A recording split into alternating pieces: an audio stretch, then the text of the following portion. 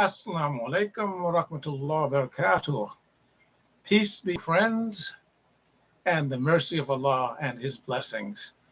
I'm going to continue with uh, talking about my Malik-ul-Mulk Hijri Calendar. Um, the first month of the Hijri calendar is Muharram. The Hijri calendar has 12 months. It's a strict lunar calendar. That is to say, it goes by the moon.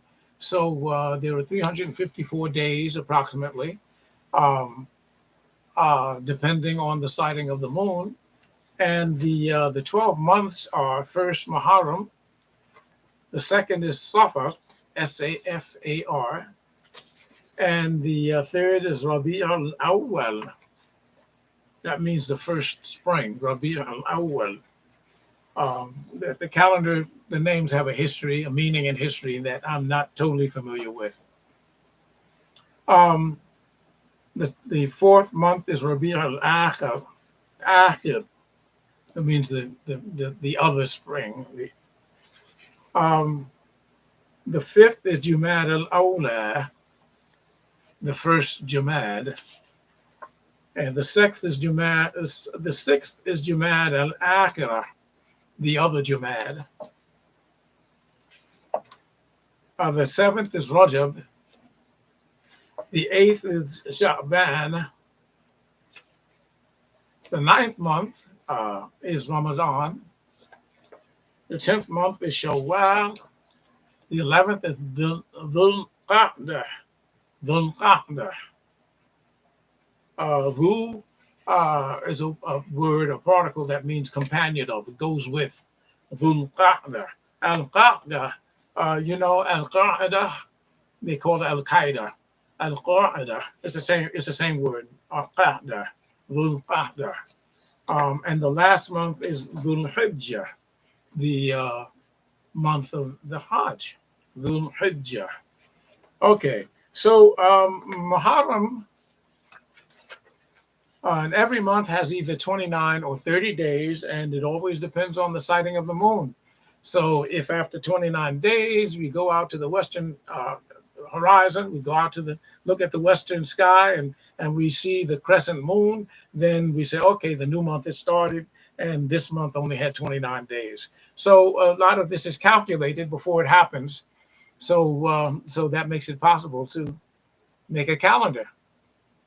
And then what happens is after we've made the calendar, we discover, that's not right. We saw the moon when we didn't expect to see it, or we didn't see the moon when we expected to see it. And so the calendar might be off by a day or two, not or two, but basically by a day. Um, so that's what we deal with. Okay. Imperfections. That's the nature of the world. Um, so what I did, there's a reason I did it this way. I have images, and this is an image of the Andromeda galaxy. It's the companion galaxy. Allah says in the Quran that He created everything in pairs, and you don't have to read the Quran or be a Muslim. You just read the scientific literature, and it points out that galaxies come in pairs, generally. Not always, but they come in pairs, and the Milky Way galaxy has a companion. There are a lot of other smaller galaxies around, but these are the two large galaxies in this group, the Milky Way galaxy and the Andromeda galaxy. Now, my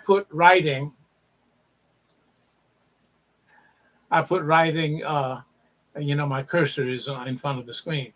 I put writing the quotation from the Quran on top of the image.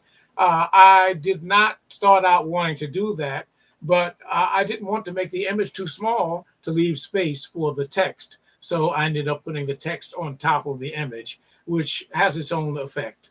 You like it or don't like it, that's what it is. And the quotation relates to the image. This goes, this quotation, and it's from the Quran, the 82nd surah, 1 to 5. It's called, the title of the surah is Al-Infitar. I believe that's it, Infitar. Um, إذا السماء انفطرت وإذا الكواكب انتثرت وإذا البحار فجرت وإذا القبور بعثرت علمت نفس ما قدمت وأخرت.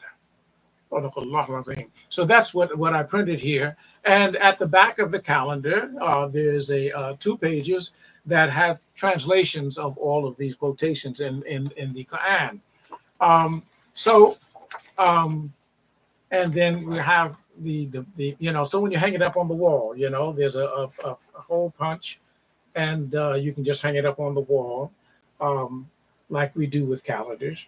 Um, and So the next page below the image is Muharram, the month of Muharram, and you can see at the top I have Bismillahir Rahmanir Rahim. There it is, and Al Muharram in Arabic, right? And then the number of the month. It's the first month, and the year over here, and the name Al Muharram. And this corresponds to July and August of the year, the Christian year of 2023. Okay, and then I have the rows and columns. The columns correspond to the days of the week. Have you noticed this or reflected on it?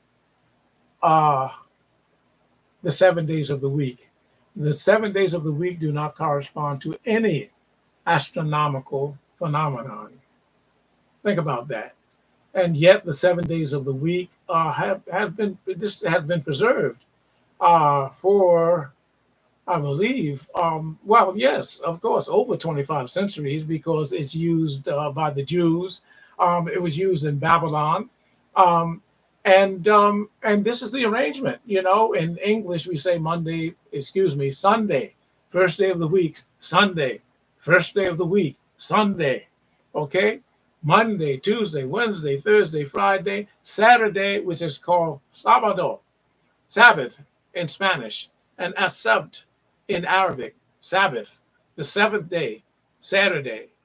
If you ask a Jesuit, someone, who's knowledgeable in the Catholic Church, they may hem and haw, but they will have to admit, well, Sunday is not the Sabbath.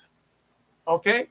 Sunday, they say it's Domingo, it's the day of the Lord and whatnot. And the early church wanted to separate their people from the Jews.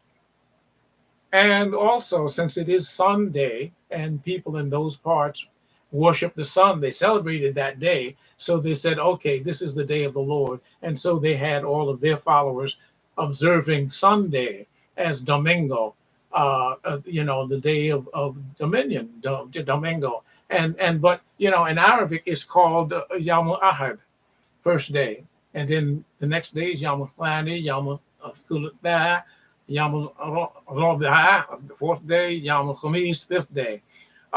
That's Thursday, and then the Friday is called Yawm Jum'ah, the day of gathering, and then Saturday is Yawm Sabt, the Sabbath. So those days are listed here along with the English named words. What we don't reflect on, the fact that you don't reflect on it doesn't mean that it's not in you somewhere in there. Sunday, the day of the sun; Monday, the day of the moon; then Tuesday, two, I believe, was the god of war among the Germanic peoples. Wednesday is Wotan's day, right? And Thursday is Thor's day, and Friday is Freya or Frigga's day, and Saturday, for some reason, in English, Saturday is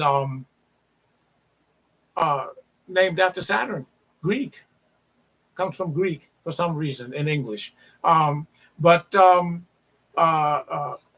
these are the days of the week which have been maintained, at least in this order, for thousands of years. There are other people, I believe, among the ancient Romans and the Chinese. They had a 5-day week. 5 days. You can have a 3 day or 7 day or 8 day or what have 10 day week, because it doesn't correspond to any astronomical phenomenon.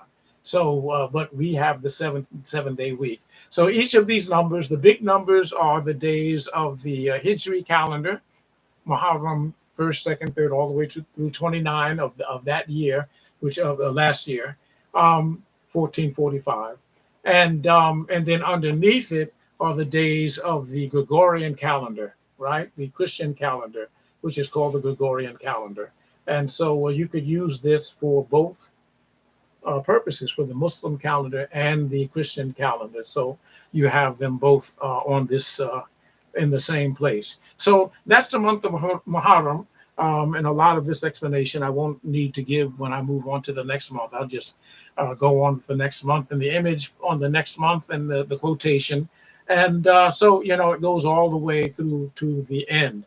And that is the Malik-ul-Mulk Hijri Calendar, which is available. You need to contact me, and I'll try to remember to put the contact information um, at the bottom in the comments. And inshallah, Allah willing, you might show an interest in this. Unfortunately, I can't bring the price down until somebody decides, okay, give me 50 or 100 of these, and then they will sell them, make a profit. I will make some money because of my efforts, right? This is work. And so hopefully, with the help of Allah, this Muslims, English-speaking Muslims, this could all, all of this English text could be translated into French, because there are many Muslims in West Africa who speak French, and I have cousins. They're not Muslim, but they're from West Africa. My mother's niece had two sons, and who are from West Africa. Anyway, praise be to Allah, and thank you for watching. And Assalamu alaikum wa rahmatullah wa barakatuh. Peace be unto you, friends.